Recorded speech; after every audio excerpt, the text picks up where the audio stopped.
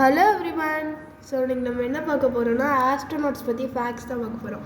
So ஃபேக்ட்ஸ்னால் சில உண்மைகள். So ஆஸ்ட்ரோநாட்ஸ்னால் யாருன்னா ஸ்பேஸில் வந்து ட்ராவல் பண்ணுவாங்களே ராக்கெட்டில். ஸ்பேஸை பற்றி ரிசர்ச் பண்ணுறவங்க வந்து ஆஸ்ட்ரோனாமர்ஸ். ஸ்பேஸில் ராக்கெட்டில் ட்ராவல் பண்ணுறவங்க வந்து ஸ்பேஸுக்கு போய் ரிசர்ச் பண்ணுறவங்க வந்து அவங்க astronauts. So the word astronaut come from the Greek word astronautis.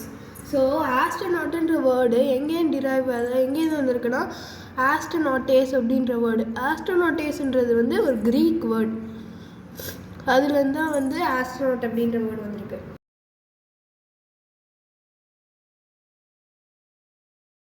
So second, approximately more than 600 million people watched Neil Armstrong first step on the moon online. So உங்களுக்கு எல்லாம் தெரியும், மூணுக்கு போட ஃபர்ஸ்ட் மேன் யாருன்னா Neil Armstrong. So அவர் வந்து கரெக்டாக மூணில் அந்த காலடி எடுத்து வச்சப்போ அதை வந்து நாசா வந்து லைவாக டிவியில் வந்து டெலிகாஸ்ட் பண்ணியிருக்காங்க. ஸோ அதை வந்து 600 மில்லியன் பீப்புளுக்கு மேலே வந்து பார்த்துருக்காங்க, அவ்வளோ பேருக்கு பார்த்துருக்காங்க கிட்டத்தட்ட. இந்த இன்சிடெண்ட் எப்போ நடந்திருக்குன்னா 1969.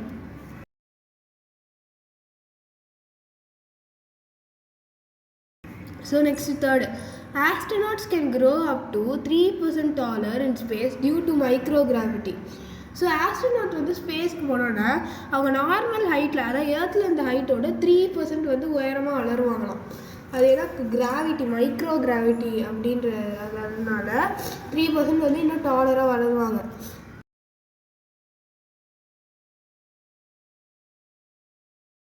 Next,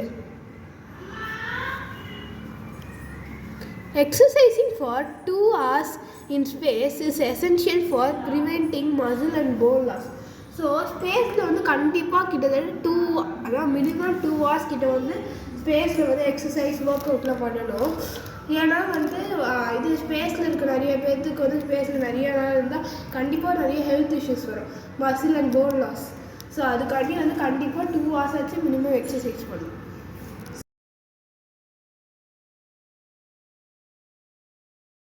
So fifth, the first man in space was Yuri Gagarin. So Yuri Gagarin இப்போ ஃபஸ்ட்டு மூணுக்கு போனது யார்? Neil Armstrong. இப்போ ஃபர்ஸ்ட் ஸ்பேஸுக்கு போனது யாருன்னா யூரி கேகரின். யூரி கேகரின் வந்து ஒரு ரஷ்யன் ஆஸ்ட்ரோநாட். ஸோ அவரை பற்றி இன்னொரு ஒரு விஷயம் என்னென்னா, அவர் வந்து இயர்லி ஏஜான 34 ஏஜ்லேயே வந்து அவர் வந்து இறந்துட்டார். ஏன்னா வந்து எப்படி அவர் ஸ்பேஸுக்கு ராக்கெட்டில் போயிருக்காரோ அதே மாதிரி அவருக்கு வந்து இந்த ஃப்ளைட் ஓட்டுறது அதுலேயும் நிறைய இன்ட்ரெஸ்ட் இருக்குது. ஸோ அதே மாதிரி ஒரு வாட்டி ஃப்ளைட் ஓட்டிகிட்டு இருக்கும்போது ஃப்ளைட் கிராஷ் ஆகி அவர் 34 இயர்ஸ்லேயே இறந்துட்டார்.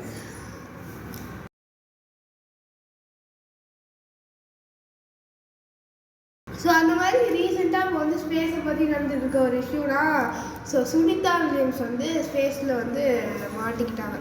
ஸோ ஒரு டெக்னிக்கல் இஷ்யூனால அவங்க ராக்கெட் வந்து வர முடியாதனால அவங்க கிட்டத்தட்ட இப்போ நிறைய மந்த்ஸாக இருக்காங்க, அங்கெல்லாம் கிட்டத்தட்ட 4 months கிட்டே இருக்காங்கன்னு நினைக்கிறேன்.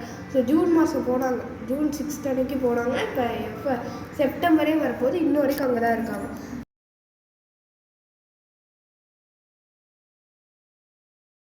So if you think my video is useful to you, please subscribe my channel. Do like, share and comment the video. Bye guys, meet you in the next video.